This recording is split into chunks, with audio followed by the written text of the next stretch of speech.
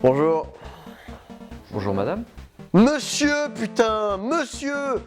Tout le monde m'appelle tout le temps comme une gonzesse, bordel! Désolé, dites-moi ce qui vous amène. Ok, bon, je viens vous voir. Je suis sans cesse persécuté par une créature anthropomorphe qui veut me piquer la femme que j'aime. Ça me rappelle quelqu'un. Pardon? Non, rien, poursuivez. Ah! Disais donc. C'était quoi ça? Ah, justement, je peux pas m'en empêcher. Ah, ça fait partie des choses, je peux pas m'en empêcher. Pourquoi, il y en a d'autres? Ouais, j'ai honte de le dire comme ça, mais dès que je vois des touffes d'herbe, je peux pas m'empêcher de les couper. Dès que je vois des jarres, ou même des pots, je peux pas m'empêcher de les casser. C'est pas de bol. Ah bah oui, surtout que je crie comme je l'ai fait tout à l'heure à chaque fois. Et cette fille alors? Je me sens obligé de la sauver, j'ai bien d'autres choses à faire, mais bon...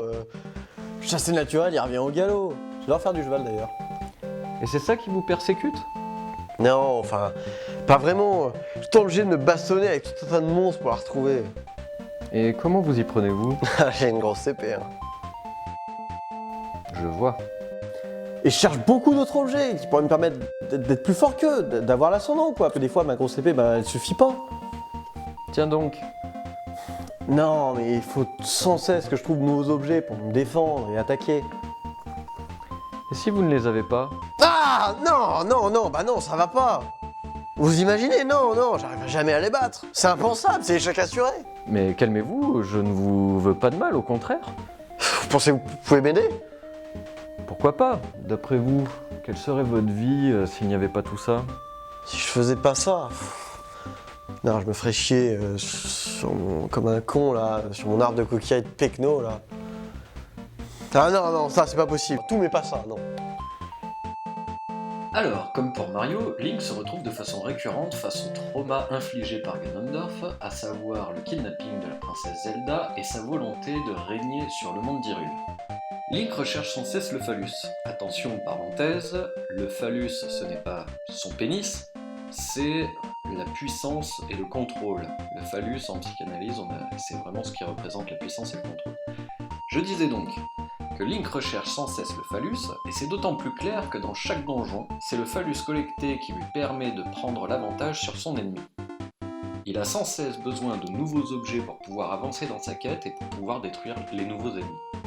La relation d'objet est génitalisée, puisque la question de Link est ici centrée sur l'avoir plutôt que sur l'être. Et je le mets aussi dans cette relation d'objet, puisqu'il y a pour Link un questionnement vis-à-vis de son identité sexuée.